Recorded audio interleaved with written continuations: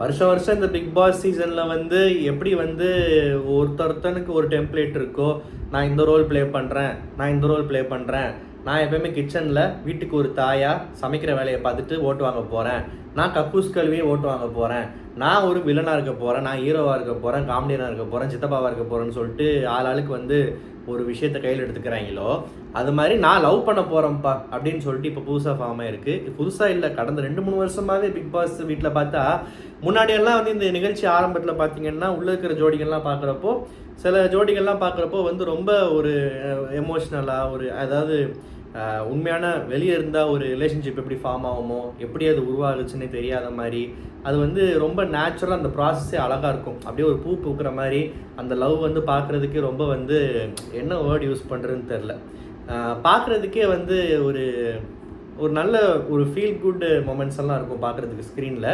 அதை பார்த்து ரசிக்கிற மாதிரியும் இருக்கும், விமர்சனம் பண்ணுறதுக்கும் ரொம்ப இன்ட்ரெஸ்டிங்காக இருக்கும்.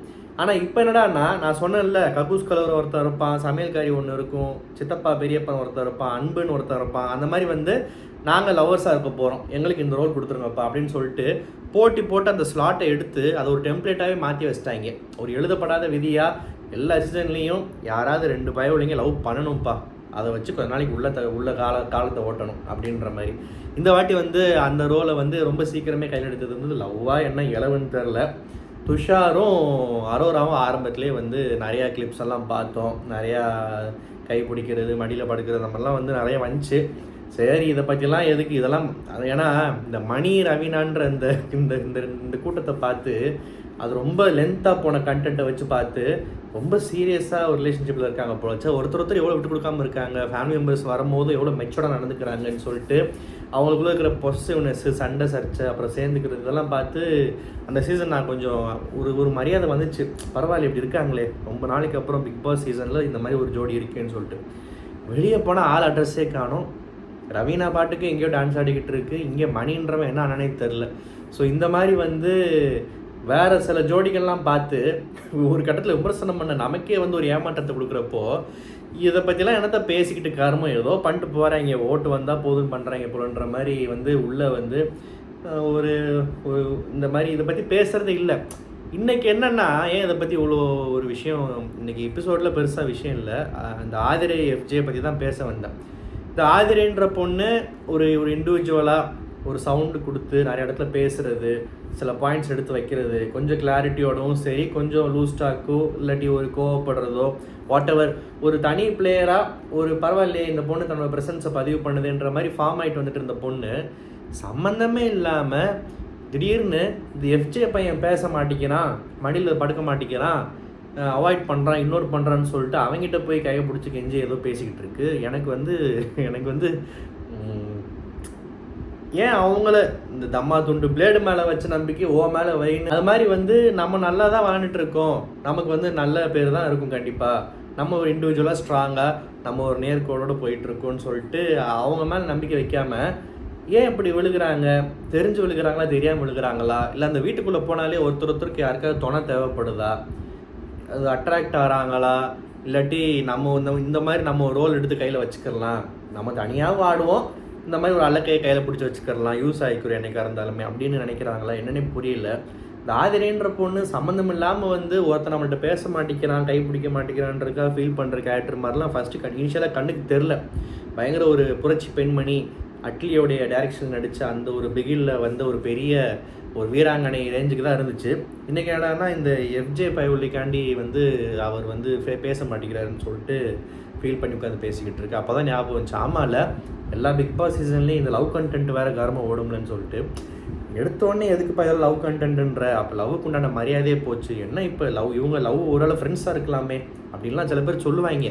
பிக் பாஸ்னாலே கையெல்லாம் உரசிக்கிட்டு மடியில் படுத்துக்கிட்டு கொஞ்சம் பேச ஆரம்பித்தாலே அதுக்கு பேர் லவ் கண்டென்ட் தான். அந்த மாதிரி நம்ம வந்து அந்த டேர்மை வந்து ஆணித்தனமாக இப்போ வச்சிட்டோம். பிக் பாஸ்னால் இப்படி இருந்தால் நீங்கள் லவ் பண்ணுதுங்கப்பா எவ்வளோங்கன்னு பேர் வச்சிட வேண்டியதுதான்.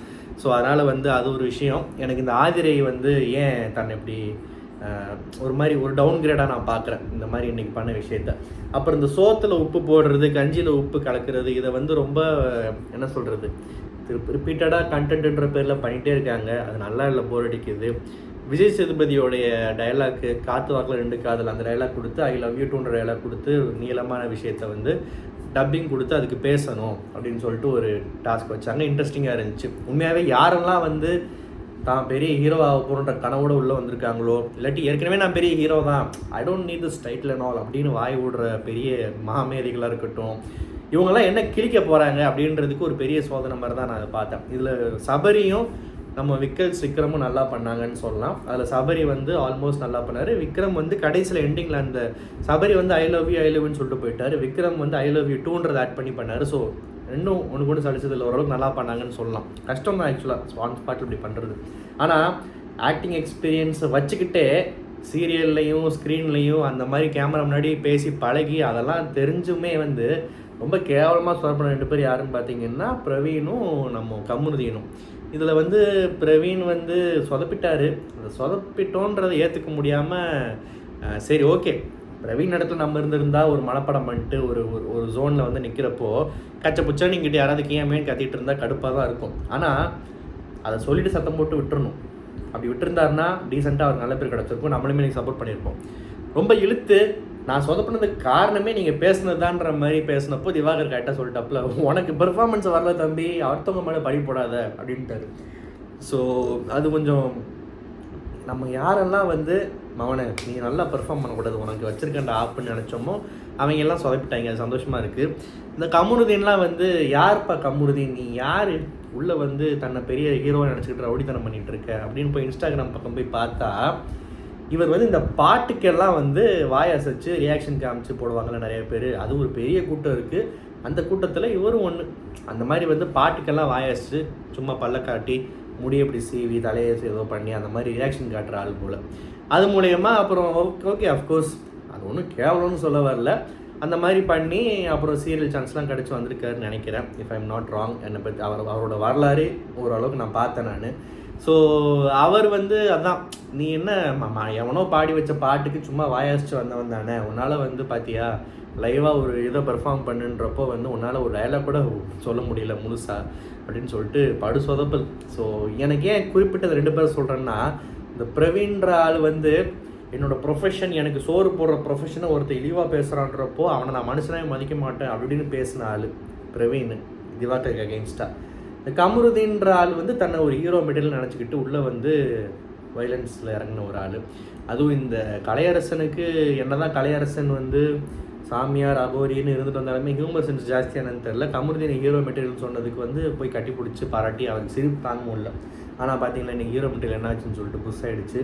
அதுக்கப்புறம் இந்த நாமினேஷன்ஸ் பாஸ் வச்சு ஒரு விஷயம் பண்ணாங்க. அதில் வந்து உண்மையாகவே பார்வதி வந்து வெளியே இருந்து வந்த ரியாக்ஷன் வச்சு பார்க்குறப்போ தான் ஒரு டேஞ்சர் ஜோனில் இருக்கோமோன்ற பயம் கண்டிப்பாக இருக்கும். ஸோ எப்படியாவது அந்த பாஸை வாங்கிலாம் ட்ரை பண்ணிச்சு. பட் கிடைக்கல அப்படின்றப்போ நான் நாமினேஷன் போகிறேன்னு சொன்னது ஒரு போல்டான ஒரு மூவாக தான் நான் பார்க்குறேன். அப்பப்போ போல்டுன்னு போட்டு குரல தன்னை பற்றி அதில் அங்கங்கே வந்து போல்டுன்றதை ப்ரூவ் பண்ணுற மாதிரி இன்றைக்கி ஒரு விஷயம் இருந்துச்சு. ஸோ ஏன்னா குறிப்பாக இப்போ திவாகர் கூட அதுக்காக சண்டை போடணும் அவசியம் இல்லை. திவாகருக்கு ஓரளவுக்கு தெரிஞ்சிருச்சு வெளியே நமக்கு சப்போர்ட் இருக்குது, ஹேட்ரேடு பெருசாக இல்லை, வெளியே போக மாட்டோம், ஏன் நாமினேட் பண்ணாமல் நம்ம ஓட்டு வந்துடும் தெரிஞ்சு போச்சு. பட் பார்வதிக்கு இப்போ இந்த வீக்கெண்டு விஜய் சேதுபதி இருந்து வந்து அந்த ஃபீட்பேக்காக இருக்கட்டும், டாக்ஸாக இருக்கட்டும், டாஸ்கில் வச்ச விஷயங்களாக இருக்கட்டும், கிளாப்ஸாக இருக்கட்டும், சவுண்டாக இருக்கட்டும், எல்லாமே பார்வதிக்கு அகெயின்ஸ்டாக இருக்கிறப்போ இந்த வாரம் திரும்ப நம்ம போயிடக்கூடாது நாமினேஷன்லன்னா ஃபஸ்ட்டு யோசிப்பாங்க எந்த ஒரு கண்டஸ்டண்ட்டாக இருந்தாலுமே.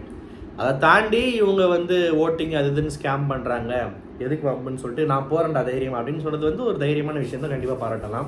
அதுக்கப்புறம் வந்து இந்த ஆதிரை நாமினேஷன்ஸ் அப்போ வந்து பிக் பாஸ் ஆதிரைக்கு இப்படி இருக்கிறீங்கல்ல புரிஞ்சுக்கோங்க, இதுதான் விஷயம், இதுதான் நான் சொல்ல வந்து உங்களுக்கு நல்லது தான் அப்படின்னு சொல்லிட்டு ஒரு அட்வைஸ் மாதிரி பண்ணி விட்டார். உண்மையாகவே ரொம்ப டவுனாக இருந்த ஆதிரையை வந்து கொஞ்சம் அந்த கேமை தூக்கி நிறுத்துகிற மாதிரி ஹெல்ப் பண்ணியிருக்கும்னு நான் நினைக்கிறேன். இது வந்து ஆக்சுவலாக ஏன் நான் ஹைலைட் பண்ணுறேன்னா, ஆதிரைக்கு இந்த மாதிரி ஒரு விஷயத்தை வந்து புத்தி சொல்லி புரிய வச்சு தெளிவுபடுத்த வேண்டிய கடமை வந்து ஹோஸ்ட்டுக்கு தான் இருந்துச்சு. பட் ஹோஸ்ட்டாக இந்த சீசன் இல்லையே, அவர் வந்து கடமைக்கு 2-3 டைலாக் பேசிட்டு சம்பளத்தை வாங்கிட்டு போகிறாரு அப்படின்றப்போ பிக் பாஸை இறங்கி வேலை பார்த்தது. பிக் பாஸ் பேசுகிற அந்த ஸ்டைல் வந்து ரொம்ப நாளைக்கு அப்புறம் வெளியே இருந்து ஒரு ஆள் கண்டஸ்டன்ஸை இன்ஸ்பைரிங்காக பேசி அனுப்பிச்சு வச்ச மாதிரி ஒரு சீன் இங்கே நடந்துச்சு. அது ஆதிரை பிக் பாஸ் கான்வர்சேஷன் நான் நோட் பண்ணேன். இந்த கலையரசனோட நாமினேஷன்ஸை பார்த்தேன். பயவில் வந்து நான் சொன்ன மாதிரி ஆள் பார்க்க தான் பள்ளி மாதிரி இருக்குது, வெளியே சாமியார்ன்றாங்க, அகோரின்றாங்க, நிறைய பேர் வந்து இந்த மாதிரி ஆள்லாம் ஏன் எடுத்துன்றாங்க. ஆனால் சில இடங்களில் பேசுகிறப்போ அவ்வளோ தெளிவாக இருக்கார். அண்டு இன்றைக்கி அவர் நாமினேஷனில் சொன்ன அந்த பாயிண்ட்ஸ் வந்து ரொம்ப டிஃப்ரெண்ட்டாக இருந்துச்சு. எல்லாருமே ஒரு பார்வதி பார்வதி பார்வதி, துஷார், அது அரோரா, இப்படி இப்படின்னு கமருதீன் சண்டை போடுறாரு. எல்லாருமே தெரிஞ்ச காரணங்கள் சொன்னாலுமே திவாகரையும் சபரி இருக்கிறதுலே வந்து எல்லாரோட பார்வையில் சபரி பரவாயில்லப்பா, ஒரு வின்னர் மெட்டீரியல் நல்லா ஆடுறாருன்னு நிறைய பேர் சொல்கிற சபரியும், அண்டு ஐ மீன் சபரியை உள்ளுக்குள்ளே இருக்கணும்னு சொல்கிறாங்க, வெளியே ஆடியன்ஸ்னு சொல்லலை, அந்தளவுக்கு நான் பில்டப் கொடுக்க விரும்பல. திவாகருக்கு நிறையா பேர் கூடி இருப்பாங்கன்னு எல்லாரும் தெரிஞ்சு போச்சு ஃபாலோவர்ஸ். அவரையுமே 2 பேரையும் தூக்கி வச்சு நாமினேட் பண்ணுறதுக்கு ஒரு தனித்துவமான ஒரு சிந்தனை வேணும். அதை நான் பார்த்தேன். அவர் வந்து சொன்ன ஆட்கள் கரெக்டாக தப்பான்றது அது செகண்டரி. ஆனால் அவங்களுக்கு சொன்ன காரணங்களுமே ஆல்மோஸ்ட் வந்து அவரோட பார்வையில் வேலிடாக தான் தெரிஞ்சிச்சு. திவாகர் வந்து நானும் சொல்லி பார்த்துட்டேன், எல்லா இடத்துலையும் அவர் இது பேசுகிறது தான் கரெக்டுன்னு ஏதோ பேசுகிறாரு, வாய் விடுறாருன்றது சொல்கிறதா இருக்கட்டும், சபரி உண்மையாக இல்லைன்ற மாதிரி சொல்கிறதா இருக்கட்டும். So Kalaiyarasan is playing a different ball game அப்படின்ற மாதிரி எனக்கு தோணுச்சு. இதை நான் எதிர்பார்க்கல. ஸோ அந்த நாமினேஷன் தனியாக தெரிஞ்சிச்சு, அதனால் அதை மட்டும் நான் வந்து யோசிச்சு பார்த்தேன். மற்றபடி பார்வதி வந்து கனிக்கிட்ட உட்காந்து சண்டை போட்டுட்டு இருக்கிற மாதிரிலாம் சீன்ஸ் வந்துச்சு. அது இப்போ லைவில் நடந்துகிட்டு இருக்குன்னு கேள்விப்பட்டேன். 4 எபிசோடில் வரும்னு நினைக்கிறேன். எனக்கு இந்த சீசனில் வந்து லைவ் அதிகமாக ஃபாலோ பண்ணுறவங்க சொல்லுங்கள். பிகாஸ் என்ன சொல்கிறது, உங்கள் கருத்து ரொம்ப முக்கியம். லைவில் காட்டுற சில முக்கியமான விஷயங்களை வந்து 1 hour எபிசோடில் மிஸ் பண்ணுறாங்களோ அப்படின்னு ஒரு சின்ன டவுட் இருக்குது. அது உண்மையாக என்னன்றது தெரில. இந்த கமருதீன் பண்ணுற விஷயங்கள்லாம் வந்து கமருதீனோட 10 மடங்கு வயலன்ஸ் பண்ணிவிட்டு வாயில் பேசிட்டு போனவங்கெல்லாம் வந்து வின்னர்லாம் ஆயிருக்காங்க. அதெல்லாம் வந்து 1 hour எபிசோட்லேயே ப்ராப்பராக காமிச்சிருவாங்க சில இதெல்லாம். பட் ஆனால் இந்த கமருதீன் பண்ணுற சண்டையாக இருக்கட்டும், இல்லாட்டி நிறைய விஷயங்கள், இந்த துஷார் அரோரா பற்றி சொன்னதில்ல, இந்த மாதிரி நிறைய விஷயங்கள் வந்து இன்ஸ்டாகிராம் ரீல்ஸ்லையும் லைவ்லையும் ட்விட்டர்லேயும் வர கண்டென்ட்டு 1 hour ஷோவில் சில விஷயங்கள் வர மாட்டேங்குது. அது ஏன்னு புரியலை. ஒருவேளை ஹோஸ்ட் விஜய் சேதுபதி மாதிரி எடிட்டரும் வந்து சோம்பேறியாக இருக்கார் என்னன்னு புரியலை. இந்த பார்வதி சண்டே எப்படி காட்டுறாங்கன்னு நாளைக்கு பொறுத்து வந்து பார்ப்போம். இந்த ரிவ்யூ உங்களுக்கு பிடிச்சிருந்தா மறக்காம சேனல் சப்ஸ்கிரைப் பண்ணுங்கள். நன்றி, வணக்கம்.